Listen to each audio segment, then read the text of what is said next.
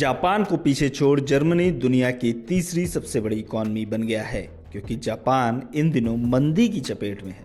इकलौता जापान ही नहीं बल्कि यूनाइटेड किंगडम भी मंदी के दौर से गुजर रहा है और इन दोनों देशों में आई मंदी भारत के लिए थोड़ी अच्छी खबर लेकर आई है।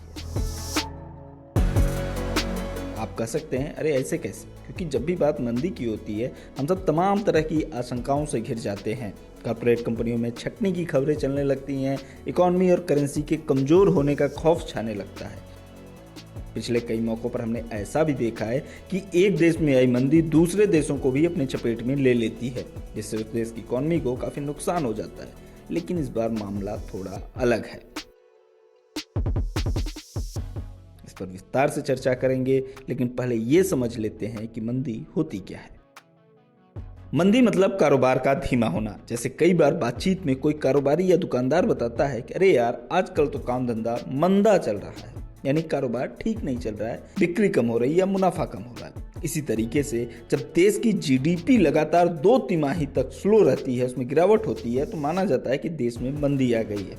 जीडीपी यानी सकल घरेलू उत्पाद, देश में जो भी उत्पादन हो रहा है उसकी कीमत। एक निश्चित समय सीमा में कोई देश जो भी उत्पादन करता है उसकी कीमत को जीडीपी कहते हैं। जीडीपी ही बताता है कि किसी भी देश की आर्थिक हालत कैसी है।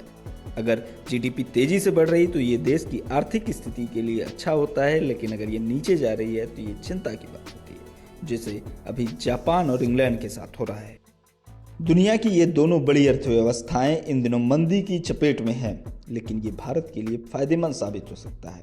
कैसे? क्योंकि मंदी की वजह से जापान फिलहाल चौथे नंबर पर पहुंच गया है और भारत दुनिया की सबसे बड़ी अर्थव्यवस्थाओं की लिस्ट में 5वें नंबर पर है।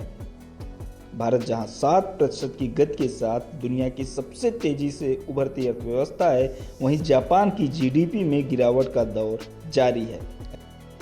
ऐसे में माना जा रहा है कि जल्दी ही भारत जापान को पीछे छोड़ चौथे नंबर की अर्थव्यवस्था बन सकता है। जापान इन दिनों घटती आबादी में बुजुर्गों की बढ़ती संख्या और कमजोर करेंसी से जूझ रहा है। जापान के कैबिनेट ऑफिस की ओर से जारी आंकड़ों के मुताबिक जापान की जीडीपी में 2023 के आखिरी 3 महीनों में 0.4% की गिरावट दर्ज की गई।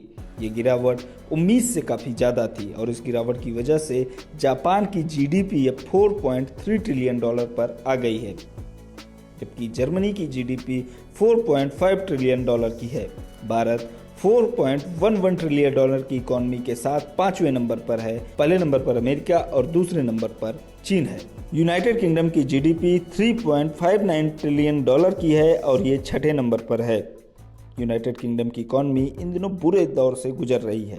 2022 में प्रधानमंत्री बनने वाले ऋषि सुनक ने इकॉनमी को पटरी पर लाने के बड़े बड़े वादे किए थे। उन्होंने महंगाई कम करने, जीवन यापन के खर्च को कम करने, अर्थव्यवस्था को आगे ले जाने, कर्ज कम करने और स्वास्थ्य सेवाओं को ठीक करने का वादा किया था।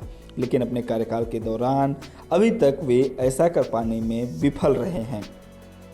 पिछले 2 तिमाहियों में लगातार जीडीपी में गिरावट दर्ज की गई है और इसका मतलब होता है कि इकॉनमी मंदी की चपेट में है।